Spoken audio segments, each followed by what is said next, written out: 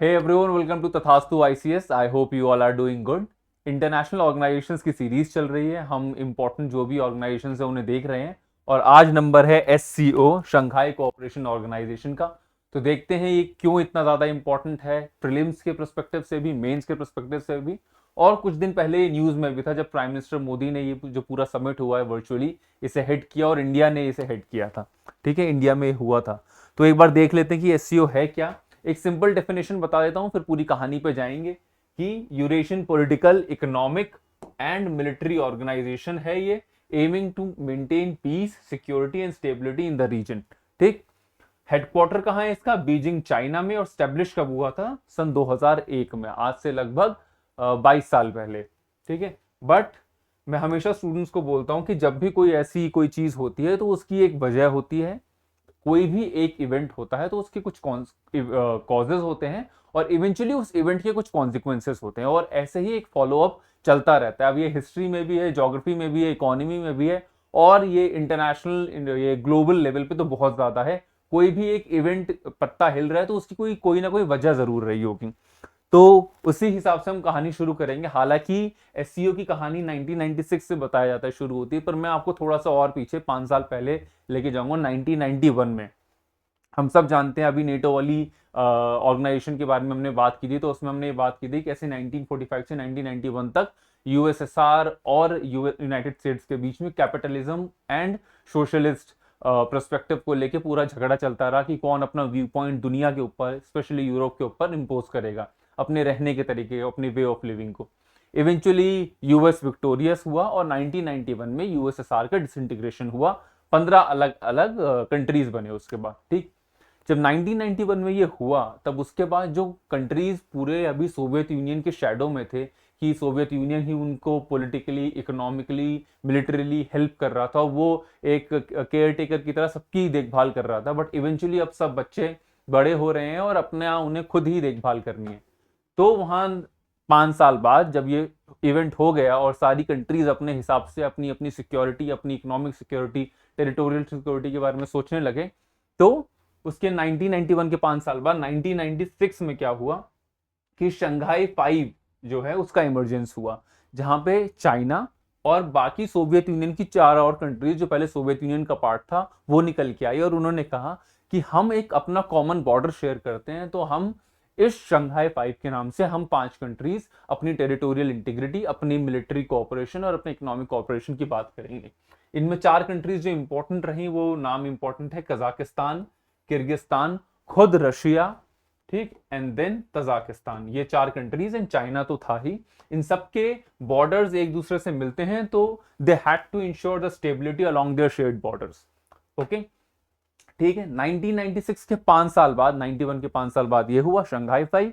उसके 5 साल बाद एक और कंट्री आता है, उज्बेकिस्तान, जो इस ग्रुप को वापस इस ग्रुप को ज्वाइन करता है और अब नंबर 5 से बढ़ के 6 हो जाता है और शंघाई 5 का नाम बदल के हो जाता है SCO, शंघाई कोऑपरेशन ऑर्गेनाइजेशन. याद रखना कौन सा कंट्री? उज्बेकिस्तान.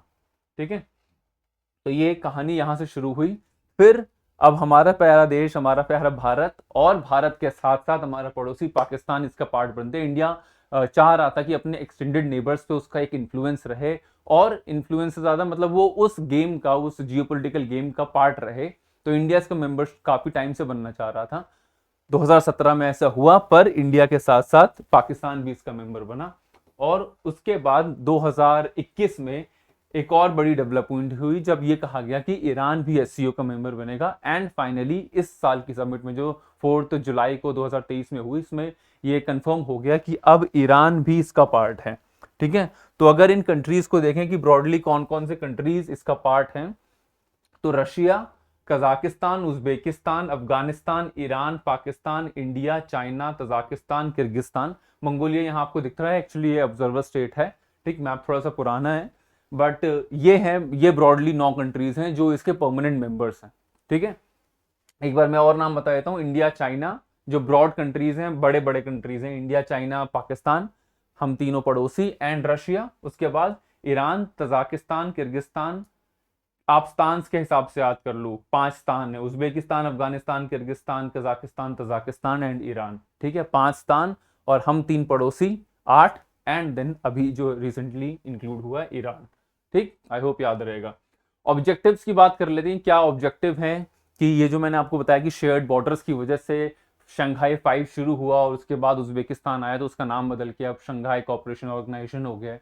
और अब ये जो कुनबा है ये बड़ा होकर 9 कंट्रीज का हो गया है और इवेंचुअली अब इंडिया और चाइना जब किसी चीज का पार्ट है तो इन अ वे पूरी आधी दुनिया की आधी पॉपुलेशन किसी एक ऑर्गेनाइजेशन का पार्ट है। ठीक है, तो उसके ऑब्जेक्टिव्स क्या हैं, जिस जिस ऑर्गेनाइजेशन के अंदर इतने सारे लोग हैं, पाकिस्तान की खुद अपनी पॉपुलेशन बहुत ज्यादा है, तो जिस ऑर्गेनाइजेशन के इतने सारे लोग हैं उसके ऑब्जेक्टिव्स क्या हैं। ऑब्जेक्टिव है म्यूचुअल ट्रस्ट एंड नेबरलीनेस। ठीक, 5 पड़ोसियों ने ही मिलकर इसे शुरू किया था और इवेंचुअली अभी भी जो कंट्रीज है ना वो एक दूसरे की या तो नेबर्स हैं या एक्सटेंडेड नेबर्स हैं। ठीक, एक लाइन में ही चीजें हैं, तो वो म्यूचुअल ट्रस्ट रहे। हमारे मतलब इससे पहले जो प्रधानमंत्री रहे 2001 से 5 के बीच में अटल बिहारी वाजपेयी जी, उन्होंने 6 के आसपास उन्होंने ये कहा था कि हम अपने नेबर्स को नहीं बदल सकते, उनके साथ हमें बना के ही रखनी है। हम दोस्त चुन सकते हैं, दुश्मन चुन सकते हैं, पर पड़ोसी नहीं चुन सकते। ठीक है, तो उन पड़ोसियों के साथ क्यों नहीं चुन सकते, क्यों, क्योंकि उनका ट्रस्ट बने रहना हमारी पीसफुल लिविंग के लिए बहुत ज्यादा जरूरी है। ठीक, तो वो म्यूचुअल ट्रस्ट रहना चाहिए, वो नेबरलीनेस रहनी चाहिए। Secondly, effective cooperation in politics, trade and economy, research and technology and culture. ठीक है, इसके अलावा education, energy, transport, tourism, environment protection, इन सब के लिए। अब ऐसा हो सकता है कि कुछ स्टूडेंट्स को लगे अरे यार ये वाली स्लाइड तो ऐसे हवाई बातें हो रही हैं, और ठीक है ये इतनी इंपॉर्टेंट स्लाइड नहीं, बाकी जो फैक्ट्स आगे पीछे हैं वो इंपॉर्टेंट है कि कब हुआ, किस इवेंट की वजह से हुआ। बट ट्रस्ट मी, इस पूरी ये जो लेक्चर है ना इसकी सबसे इंपॉर्टेंट स्लाइड है ये आपके मेंस के पर्सपेक्टिव से। आप कोई भी अपना आंसर लिख रहे होंगे इंटरनेशनल ऑर्गेनाइजेशंस का, तो ये होते हैं वो कीवर्ड। ब्रॉडली जो भी बातें हो रही होती है ना वो सारी इन्हीं चीजों का अमली जामा पहनाने के लिए होती हैं कि ये सारी चीजें जो है वो हो जाए। ठीक, कि अगर नेबरलीनेस और ट्रस्ट तो चलो पड़ोसियों के लिए है, बट इफेक्टिव कोऑपरेशन पॉलिटिक्स और ट्रेड में, इकोनॉमी में, रिसर्च में, जो जैसे जैसे अब टेक्नोलॉजी और सारी चीजें, मशीन लर्निंग ये सारी चीजें आ रही हैं, तो रिसर्च में या ड्रोन या इस तरह की नई नई टेक्नोलॉजीज, कल्चर हमारा इफेक्टिव हो तो हर कोई। अब जैसे आप देख रहे होगे रिसेंटली कि प्राइम मिनिस्टर मोदी जब फ्रांस गए तो वहां पे उनके साथ आर माधवन और ये सब लोग भी गए। क्यों, क्या है मतलब क्या तरीका है, यही है कि आर्ट के थ्रू, कल्चर के थ्रू हमारी कंट्रीज के बीच में कोऑपरेशन जो है वो और ज्यादा डेवलप हो।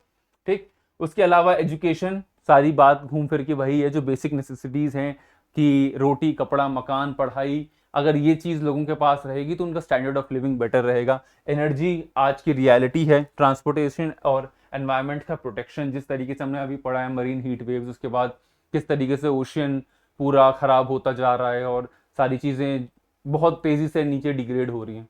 तो ब्रॉडली जो आपके मेन पॉइंट्स रहेंगे ना किसी भी ऑर्गेनाइजेशन के पर्सपेक्टिव के थ्रू आपको लिखना हो या किसी भी आंसर को मल्टी डायमेंशनल बनाना हो, इसलिए ये स्लाइड में मैं इतनी देर तक रुका हूं, जानबूझ के रुका हूं, क्योंकि ब्रॉडली जब भी हम अपनी प्रिपरेशन शुरू करते हैं तो इसे हटा के आगे बढ़ने लगते हैं। ठीक है, तो इसको एक बार ध्यान में रखना।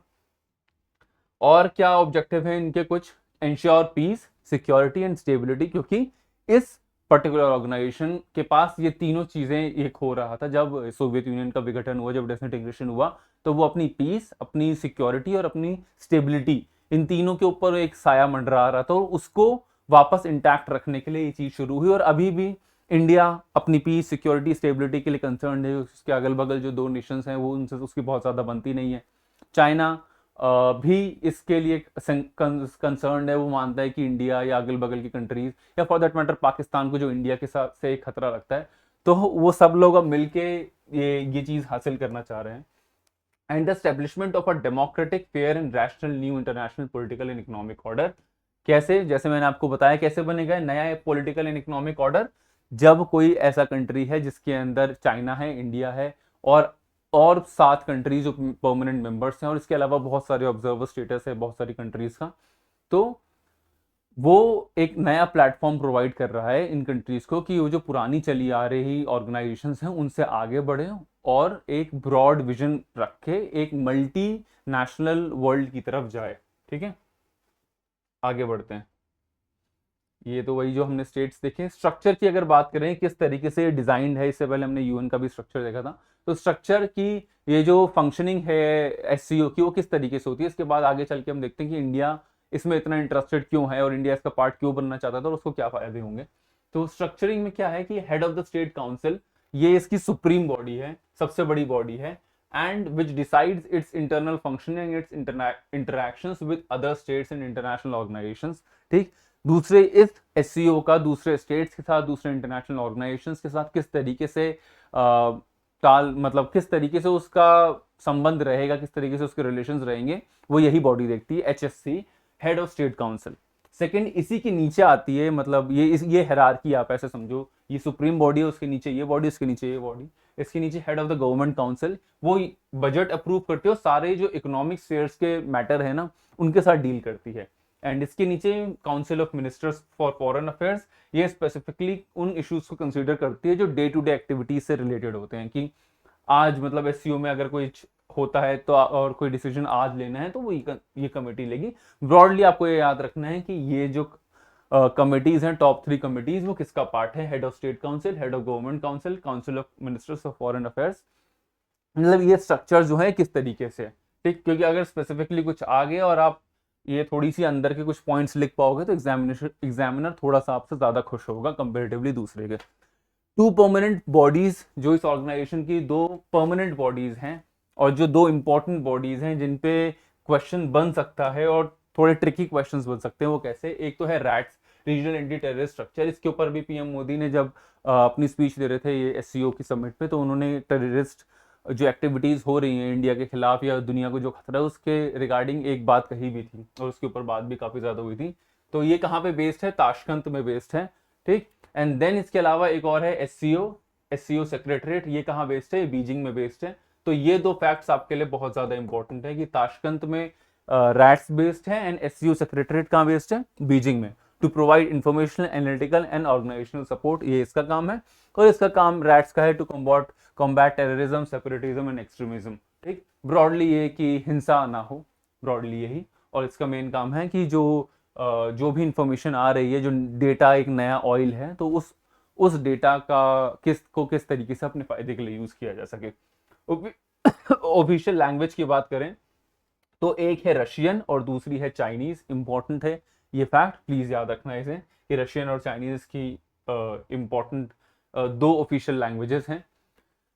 SCO summit, by the way United Nations की कौन सी ऑफिशियल लैंग्वेज है, 6 लैंग्वेज है, जैसे मैंने एक बताया था कि एक निमोनिक फेसर्स के थ्रू आप याद रख सकते हैं। अगर आपको याद है पिछली यूनाइटेड नेशंस वाली क्लास में ये बात की थी मैंने, तो प्लीज कॉमेंट इट डाउन, ठीक। एससीओ समिट 2023 जो अभी इस बार हुआ है, अगर थोड़ा आप करंट की तरफ आ जाएं तो इसमें जो बड़ा इवेंट, बड़ी डेवलपमेंट हुई है, जैसे मैंने आपको बताया कि ईरान अब इसका मेंबर बन चुका है एंड इंडिया ने इसे चेयर किया था, जो ब्रॉड आपके आंसर को जो और ज्यादा सुंदर कर देगा और आपके समझने के लिए भी कि ये जो एससीओ का मेन एम है वो यही है, a more representative and multipolar world order in a global interest, ठीक है। अब वो जमाना बीत गया जब एक चचा जी होते थे या एक अंकल सैम होते थे और वही सबके ऊपर उनका वो चलता था। अब ये मल्टीपोलर वर्ल्ड है, मोर ज्यादा से ज्यादा रिप्रेजेंटेटिव्स होने चाहिए इसके, ठीक है। तो उस बारे में है। ड्यूरिंग 23rd समिट, जैसे मैंने आपको बताया, ईरान भी अब इसका पार्ट बन चुका है, 9th मेंबर होगा वो इसका। आगे बढ़ते हैं, इंडिया के बारे में बात करते हैं कि स्पेसिफिकली इंडिया के लिए एससीओ इतना जरूरी क्यों है, ठीक।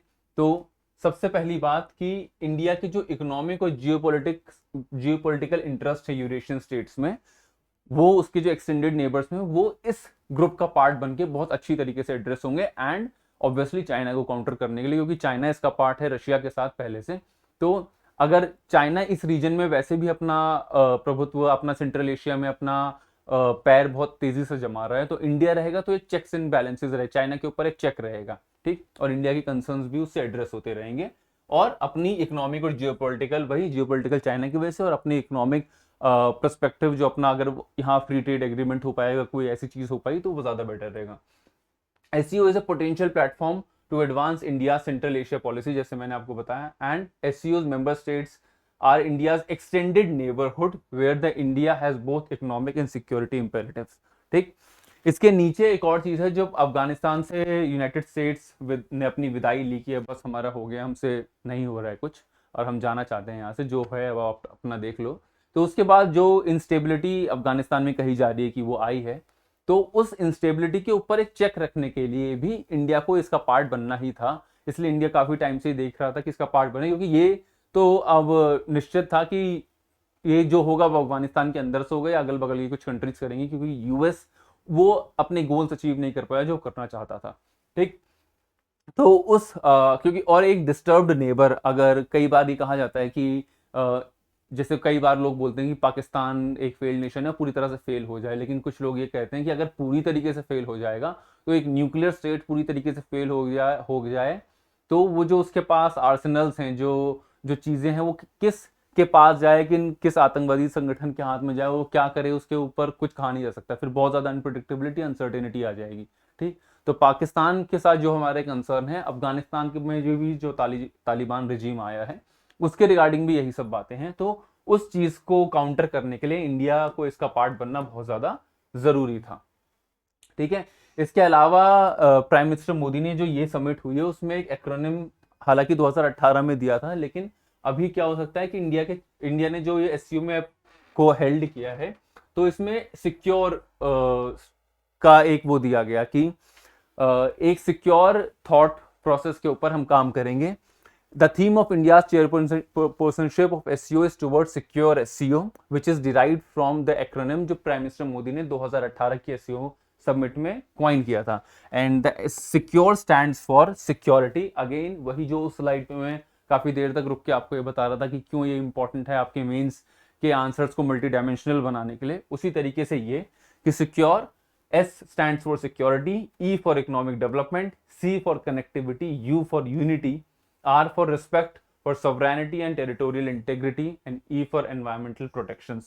ठीक, आपके आंसर्स में भी कई बार ये होता है कि A3 का फॉर्मूला होता है कि इजी रहता है याद रखने में। जैसे कोई एथिक्स का आंसर लिखना हो तो अफोर्डेबिलिटी, एक्सेसिबिलिटी या अकाउंटेबिलिटी, इस तरह से अगर कोई स्कीम बने तो वो इन पैरामीटर्स के ऊपर बने। ठीक, तो ये पैरामीटर्स ध्यान में रखने बहुत ज्यादा जरूरी है। सिक्योर आपका कहीं ना कहीं और भी काम आएगा अगर आप IR के आंसर्स को एड्रेस कर रहे होगे अपने मेंस के पेपर में। ठीक है, तो वो स्लाइड और इवेंचुअली ये स्लाइड भी बहुत ज्यादा जरूरी है।